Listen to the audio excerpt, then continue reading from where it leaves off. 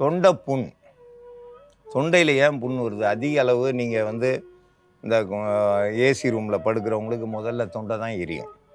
அதிக அளவு வெளியில் போய் வெயிலில் நடக்கும்போது வாய் வழியாக அந்த அனல் போய் போய் போய் தொண்டை புண் வந்துடும். இவங்களுக்கு முக்கியமான மருந்தாக தூதுவளை இலை, பன்னீர் ரோஜா, நாட்டு மாட்டு நெய், தேன், இதெல்லாம் கூட்டு கலவையாக சேர்ந்து இப்போ நம்ம மருந்தாக தயாரிக்க போகிறோம். தொண்டைப்புண், தொண்டைப்புண் வந்து யாருக்கெல்லாம் வருது அப்படின்னாக்கா, குழந்தைங்களுக்கு கூட தொண்டையில் புண்ணு வந்துடும்.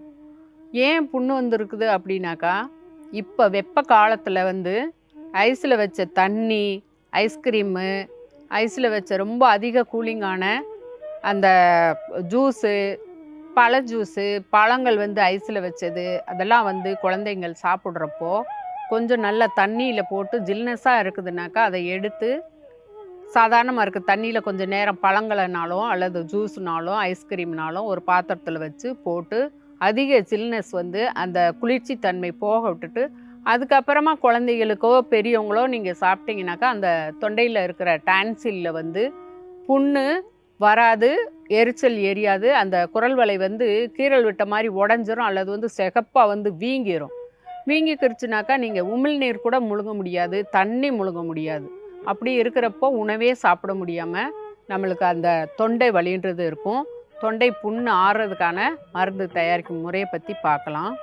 தூதுவளை, தூதுவளை வந்து ரொம்பவும் சளியவும் வெளிக்கொண்டுட்டு வரக்கூடியது, தொண்டை புண்ணை வந்து சீக்கிரம் ஆற்றக்கூடியது. நல்ல சீக்கிரமாக புண்ணு ஆறணும்னா கூட்டு மருந்தோடு வந்து நாம் இந்த மணிக்கணக்கில் பேசிகிட்டு இருக்கவங்களாக இருந்தாலும் பாடகர்களாக இருந்தாலும் அவங்களுக்கும் வந்து இந்த மருந்து சீக்கிரமாக வந்து தொண்டை புண்ணை ஆற்றக்கூடியது. தூதுவளை, தூதுவளை முள் நீக்கிட்டு கொஞ்சமாக நல்லா ஒரு கவரு, கை க்ளவுஸ் அந்த மாதிரி ஏதாவது போட்டுக்கிட்டு கொஞ்சமாக ஒரு கைப்பிடி அளவுக்கு எடுத்து சுத்தம் பண்ணிவிட்டு, துவர்ப்பு தன்மை உள்ள பன்னீர் ரோஜா எப்போவுமே வந்து தொண்டை புண்ணை சீக்கிரம் ஆற்றக்கூடியது. சீக்கிரமாக அவங்களுக்கு வந்து அந்த எரிச்சல் வலி புண்ணு இருக்கிறதெல்லாம் வந்து புண்ணை ஆற்றிடும் சீக்கிரம். கூட்டு மருந்தோட அந்த பன்னீர் ரோஜா ஒன்று எடுத்துக்கிறணும். தூதுவளை ஒரு 5 கிராம் அளவுக்கு எடுத்துக்கிட்டால் போதுமானது. இது ரெண்டையும் சேர்ந்து அரைச்சி நல்லா கூழாக எடுத்து வச்சுருக்கிறேன்.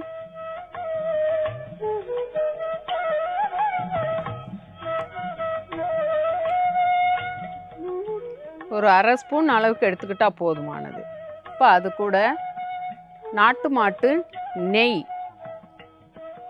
நெய் வந்து தாராளமாக 1 ஸ்பூன் அளவுக்கு கூட சேர்த்துக்கிறணும். நாட்டு மாட்டு நெய் எப்படியப்பட்ட தொண்டை புண்ணும் உங்களுக்கு வலி இருந்துக்கிட்டுச்சுனாலும் அந்த வலியை சீக்கிரமாக போக்கக்கூடியது. ஒரே நேரம் சாப்பிட்டாலுமே உங்களுக்கு புண்ணு, அந்த வலி, உமிழ்நீர் சுரக்கிறது எல்லாமே வந்து உமிழ்நீர் நல்லா முழுங்க முடியும். அந்த அளவுக்கு உங்களுக்கு நாட்டு மாட்டு நெய் வந்து புண்ணு ஆற்றக்கூடிய தன்மை இருக்குது.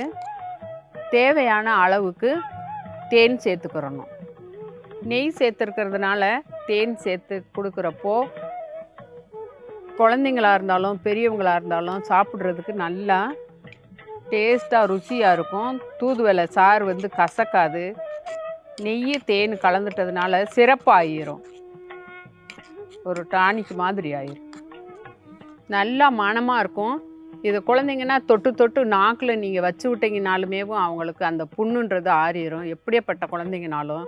அதே மாதிரி ஐஸில் நீங்கள் கொடுத்துட்டிங்கனாக்கா தெரியாமல் கடைசியில் வந்து கொஞ்சம் வெது வெதுன்ற தண்ணீர், சுடு தண்ணி குடிக்க கொடுத்துட்டிங்கனாக்கா அவங்களுக்கு அந்த புண்ணுன்றது வராது. தொண்டை புண், தொண்டை புண் வந்துச்சுனாலே பேச முடியாது, சாப்பிட முடியாது, முழுங்க முடியாது, தண்ணி குடிக்க முடியாது.